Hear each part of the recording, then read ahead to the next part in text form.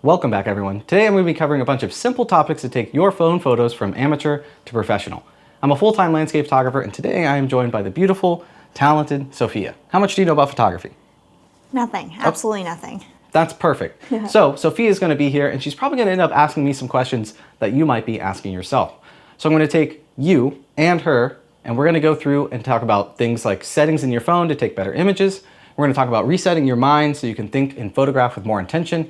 And most importantly, we're going to be covering topics such as composition and story and lighting, which is where phone photography flourishes. So, what do you want to shoot? Some mountains? Mountains? You know we're in Ottawa, right? Oh, Where you're clouds? from?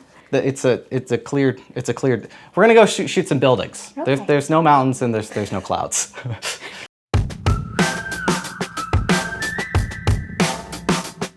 All right, so up until this point, what are the type of images that you take with your phone?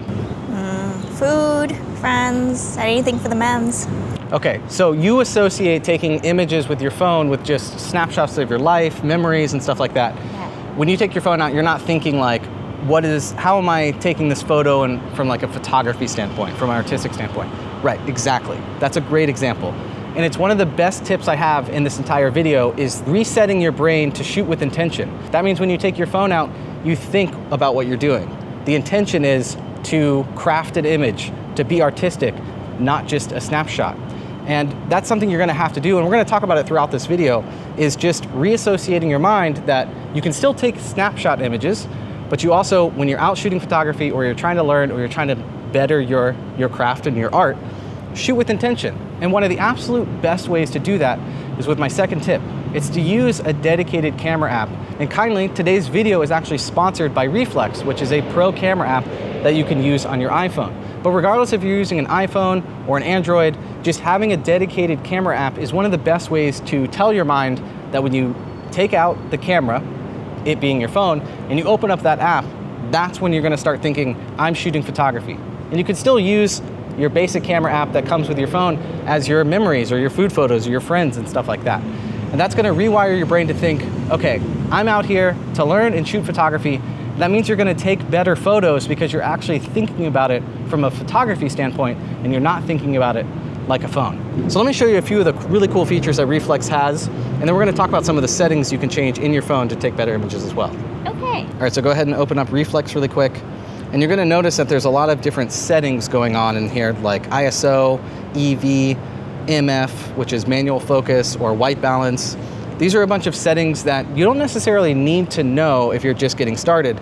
However, as you learn photography more, this is gonna get your feet wet for what those things are. But the best part is that you can still shoot automatically. We don't have to worry about things like all of those settings if we don't want to within the app. The biggest setting we wanna change is we wanna turn on our grid lines. So you're gonna do that by coming up here, tapping that button, and doing this. A lot of the times the horizon isn't straight, or your lines in the image are not straight. But I've seen a lot of your photos. You could definitely benefit from grid lines. So using these grid lines is gonna help you straighten your images, but it's also gonna help you guide where some of your subject matter should be in your images using the rule of thirds, which is something we'll talk about a little bit later, but we're not gonna focus too heavily on it. Regardless, the best part about this particular app, or any app in general, is that it's gonna reset your brain to think, I'm now shooting photography. And that's what's really important, is getting in the mindset, slowing down, and shooting with intention. When you take out this app, you don't have to use all the settings if you don't want to, but they're there when you start asking questions of, well, I want to control things a little bit more manually. Or I want to do things like, one of the coolest features of this particular app is that you can set the focus point and the exposure at 2 different points. Because you know how normally when you click on your phone, it'll focus on that point and expose for that point? But what if that point's way too bright and then everything else is dark, even though that's where you want it focused? With this app, you can actually control both of them. Any questions? How much math do I have to do? How much math do you want to do? I can do some math, but I don't want to do a lot of math. There's no math, it's okay. So the next setting we're gonna wanna change is we're gonna be shooting in RAW. What does that mean? Realistically, we'll just keep it simple, is that if you plan on editing your images, which we're gonna do at the end of this video, shooting in RAW just gives you more data to work with.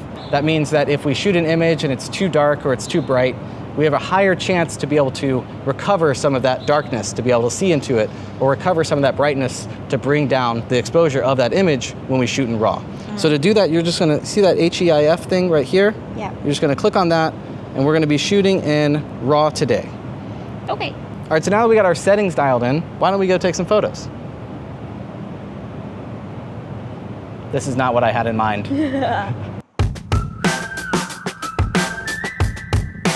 What are you shooting there? This building. This building? Yeah. What about it? The reflections on it are really neat. Okay, so before you take that shot, I'm gonna tell you another tip. Okay. Before you ever take a photo, Okay. is to clean your lenses. With my t-shirt? Your t-shirt works, preferably a lens cloth, but if your t-shirt's all you have, then that's what we have. That's all I got. Okay, and the next thing is you have to treat your phone like a camera when you're taking the photos. 2 hands. And then the other biggest thing is make sure that you're not blocking the lenses with your finger. I do that all the time. Okay, now you're ready to take a photo. Ready. All right, here we go.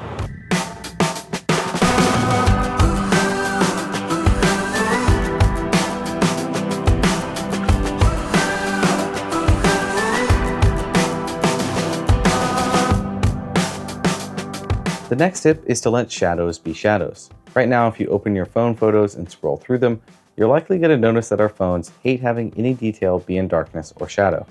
This is great when you're trying to take a selfie or capture a memory, but it's not always what we want in photography, especially street photography where darkness, shadows, and mood thrive. iPhones do have a way to control the brightness of your image, but honestly it's not a great experience to use. Reflex makes it a lot easier and gives us the ability to control exposure using the EV slider or manually controlling our shutter speed to brighten or darken the image like you're seeing Sophia do right now. This won't be something you use all the time, but is especially critical in moments like this where we're trying to capture contrast over anything else.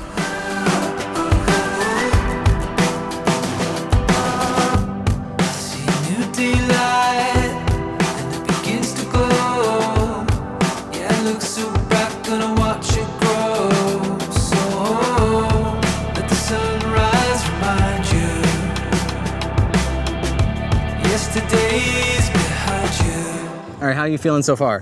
Good. Good? Fun. Yes. Fun? Yes. Oh, you're not tired of me yet? Okay, so my next tip for you is to find a subject, because I've watched you capture images, stop and be like, I'm gonna take a photo of this, and then kind of keep walking. But what I want you to do next is find something that really interests you and shoot it 5 different ways. What do you mean by that? The one thing you can do is get lower to the ground. Okay. Something else you can try is shooting through something else like foliage or some kind of frame, or you can try just moving around the object based off of the light and the shadows that are on the object. So let's do that. We're gonna challenge you to find 5 different angles of the same subject. Okay. If you're enjoying this, I made a cheat sheet that covers many of the topics from this video as a quick reference guide, and it's completely free. You can find that link down in the description below the like button. We are kind of running out of light, so I have offered to Sophia to cheat a little bit. I'm gonna help her, guide her through the 5 different angles, and we have chosen this building behind us as our subject. What is this building? West Block. West Block. Parliament. Parliament, because Yes. Ottawa is the capital of Canada. That's true. Fun fact, Ottawa is the capital of Canada. Okay, so what you're gonna do, I want you to walk up to this shot and just take the shot that you normally would. Okay. What's your image of right now? Just the building. Just the building? Yeah. Okay. All right, so that's one angle. Let's take it from 4 different other angles. I want you to go underneath that tree over there, and then we're gonna use the top of the tree to frame out the top of the image so that you don't have this blue sky as the top, and we create something more in the foreground. Makes a little bit more interest in the image by just adding that tree to the top of the image. Okay. All right, so what's your image now? I've got some tree Uh-huh. and the building. What do you think of that compared to your last image? It's more interesting. Okay, so Yeah. that's your second shot. Nice. We gotta find 3 more. Okay. All right, so how many steps did you just take away from where the last image you took? 10 or so? 10. Yeah. All right, so go up to these bushes here and shoot through the leaves. Through the leaves. That's cool. Ooh, what do you think of that? It's so much more interesting. All right, we have 2 more angles. 2 more angles. What did you find over here? There's this fence with these spires that are pointy and interesting. It looks like it's in jail. Well, that could be a commentary. Like what if you wanted to say that the Parliament building is, the Canadian government is representing jail? Oh, this is getting too political. It's okay, I don't know what I'm talking about. We should steer away from this. I think you're currently having a problem where you're not tall enough to get the the angles that you want. Give me a boost. Here, like this. And so something I'm trying to do is not overlap this with the building and kind of have it evenly spaced. And we're just trying to create something more interesting than what we were shooting before. Neat. That counts. It's not necessarily a great image. We've got one more. What else should we do? Let's go down. Okay. What's your shot? We've got lamppost, we've got double tree, and the biggest spire. Oh, that's cool. So you're framing your shot with that left tree and then the right tree, Yeah, and then the center of your frame is the lamppost and the spire. yeah, Are the grid lines helping with that? they are. Now that I remember to use them. Last time I was like, how are the grid lines? And she's like, oh, I think I turned them off. She goes to check, she's like, oh no, they were on, I just ignored them. Let's try one bonus one. So come up to this pattern here. Yeah. Let's find and use the ultra wide. Get your camera really low to the ground with the ultra wide and try to put that pattern in the bottom half of the grid. How's that look? What does that look like? Cool. You can even, because it's a phone, you can even turn the phone upside down and shoot it that way. I don't know how close you need to get to the, you don't get credit for that one though. Okay, she gets credit for that one though, after that look. All right, so you just took the same subject 5 different ways. Actually, you got it 6 different ways there at the end. What was the result? How does it make you feel about the photos you were taking of something you would normally just walk up, take your phone out and take a snapshot of? It was definitely harder than I thought it would be to find all these different angles that I actually liked. But I think the photos turned out more interesting than just the building as is. So challenging yourself showed you different angles, different techniques, trying different, I saw you were switching focal lengths on the camera from like the telephoto and the wide angle. So one of my other tips is to never use a lens that doesn't exist on your camera. What I mean by that, if you hold this up, it's got 3 different lenses on it. So it's got an ultra wide, a telephoto, and just the main camera. The trick is only ever use those lenses, whatever it may be, whether it's 1, 2, or 3 that you have on your camera. So I've always told you that, is that when you're shooting on one, don't pinch and zoom, always just use the built-in focal length of the camera. It's gonna be the best quality. Yeah, you do always say that. I do.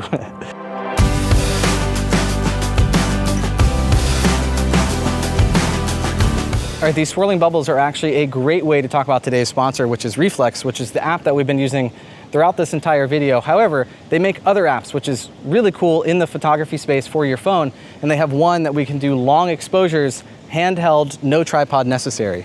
Normally, long exposures where you get things like moving water, moving clouds, or these swirling bubbles and patterns in the water requires you to use a tripod, a big camera, and these things called ND filters. But instead, we can actually just use this app that's gonna be on your phone, and as long as you hold it still, it is gonna create, using AI technology or some voodoo magic, and it's gonna be able to make it where it actually creates the same type of images and the same patterns in the app. You wanna give it a try? Sure, it's good. Okay. I don't have a tripod or an ND filter. Do you even know what that is? Nope.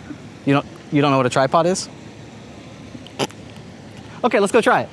The app is super simple. There's only basically 2 settings, which is what camera you want to use and how long you want to set the exposure for. So you just slide that back and forth to set the exposure, and it's as simple as that. And then once you take the image, you want to hold it still as best as possible. So you could technically take the image right here and hold the camera still, but I'm actually going to suggest, since we have it, is just going down a little bit and putting your hands on that railing so that it's a little more stable, and then taking your image. 15 seconds you think is good? 20 seconds, let's try 20. Let's do 20. So you just press the button, now you're holding still, I'm holding still. and it's doing its magic. Ooh, What do you think? cool. That's pretty cool. That is cool. All right, so this app is called Reheld. It was a ton of fun to use, super easy, and the results took this okay image and turned it into something that looks like we did not take with our phone. It's made by Reflex. They make a bunch of other apps for your phone to do specialized stuff for phone photography. Check those out with the link down below. Thank you again. Let's get back to more of the video. All right, so we've pretty much run out of good light for street photography, although we are coming into some of my favorite light for landscape photography, which is sunset, which I know that you love waking up for sunrise. No. Are you cold? And that brings me to my next point, which is going to be that lighting is everything in photography. You're going to hear this basically any video you watch, is that lighting is probably the most important single subject when it comes to photography. So if you're a landscape photographer, doing things like waking up for sunrise or sunset during golden hour is going to help enhance a lot of your images. But if you're a portrait photographer or you're trying to shoot people, a lot of the times you're going to want to shoot people through things like diffuse light or overcast light. And the reason that's going to happen is right now, if you look at Sophia's beautiful face, you can see that she has some very even light on her instead of those dark, harsh shadows that you would get with direct light. That comes from this nice diffuse light that we're getting right now, where you don't see a lot of shadows on the ground and you just don't have a lot of shadows on anything, which is technically kind of bad for street photography, which is what we were going for. So that's another one. If you're shooting street photography, you want long shadows, you want downtown with bright sunlight, so you can get all that dark contrast to shoot in things like black and white, or really bring the contrast up in your images. But the whole point is, no matter what you're shooting, lighting is everything. Lighting is going to be the most important thing in your photography. It's something that we could spend I could have an entire course on it. And there's probably plenty of videos you can watch just on lighting, but just to touch on the subject, try shooting at different times of day rather than during midday, which is typically the worst light. And that's also the time that a lot of people shoot their phone photos because they're out at noon, exploring around, shooting things on their phone. But if you think more about the light that you have, the light that you're getting, and the light that you want in your image, again, I'll use sunset and sunrise, you're gonna take better images during those times if you push yourself to be up for sunrise. You wanna be up for sunrise? No, thank you. How about sunset, like right now? I can do that. Good, sunset right now, lighting, that's a huge one. And we're back. Are you ready to edit? Yes. Okay, cool. So in this video, we're only gonna be covering or just getting our feet wet with editing. It's not gonna be an editing tutorial because there's just way too much to talk about. However, right here on YouTube, actually right here on this channel, you can find a ton of editing tips and tricks. I wanted to bring it up in this video because it's important to edit your photos. One of the best things about editing your photos is it makes you go through them and review them so that you can learn from the mistakes that you made out in the field. If you don't edit your photos, you never take the time to go back and look at the images you took. Furthermore, it's really important to edit your photos because when you take images, especially raw images, those aren't meant to just be posted. Those are meant to be edited, at least in some way, adding contrast back in or saturation. All right, so the app we're gonna be using is Lightroom Mobile, which you've probably heard me talk about the full version plenty of times, but I'm not choosing this app because it's necessarily the best app for editing on your phone.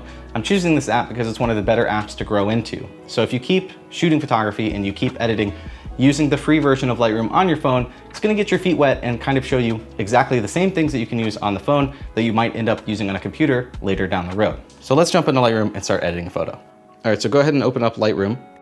Why don't we just edit it in the Photos app? Okay, let me show you. Open up your photos real quick. Okay. And what photo do you want to edit? This one? Okay, do you remember how we shot in RAW? All right, so the photo editing app that's built into your iPhone is not great. It's not very fully featured, but also it doesn't handle RAWs very well. So click on Edit, and I'm gonna show you. And then go to Exposure, that second icon. And then just move your exposure up or down. Do you see how that blue part immediately becomes white pretty quickly? And it just kind of completely gets rid of all the color and this looks really muddy? Oh yeah. Okay, hit cancel and then open up Lightroom real quick. And now go to Light and then adjust this exposure in here.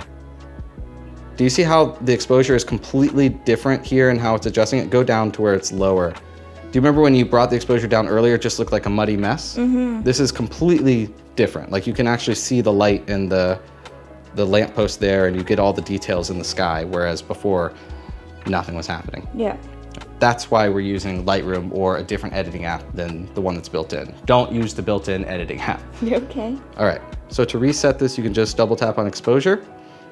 And now we're gonna edit the photo. What do you wanna do to it? I think the sky looks too bright. Okay, so let's go into our exposure and we can bring that down just a little, but we don't wanna bring it down too much. We wanna focus on just the highlights, that's good. So now go to highlights and bring down your highlights. And that's gonna mainly focus on this area over here. And then let's bring up your shadows. That's looking pretty good. And then let's add some contrast to the image. Now we can do that in two ways. You can either do the contrast slider there, or go up here to the curves adjustment, and then we can add a couple points on this curves adjustment, and this is a way to manually control adding in contrast to your image. Again, this is not something you have to understand yet. Okay. However, what's really cool is you're like, what are curves? I want to learn what curves adjustments are. You can go on YouTube or this channel right here, and you can search, what are curves? What do curves do? And you can learn all about specifically just this tool, and you can do it one piece at a time. You don't have to be overwhelmed with everything. So all we're gonna do to add some contrast in is we're gonna put that point here, I'm gonna point this point up, and then I'm going to bring up the blacks a little, and it's gonna give a kind of a film look. So bringing up this point here, do you see how the shadows here are now starting to look a little washed out? Yeah. It's got kind of that film look. Let's go with that, just for fun.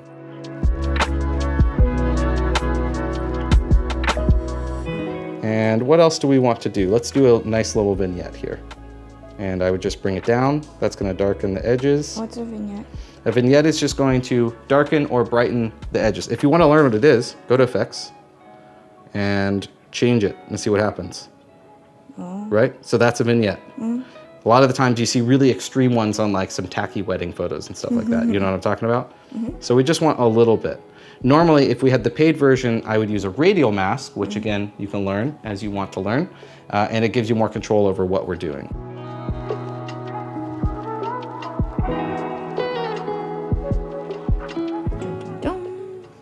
It looks good. Yeah, do you like the edit? I do. Cool. And that's just using the mobile version of Lightroom that's free.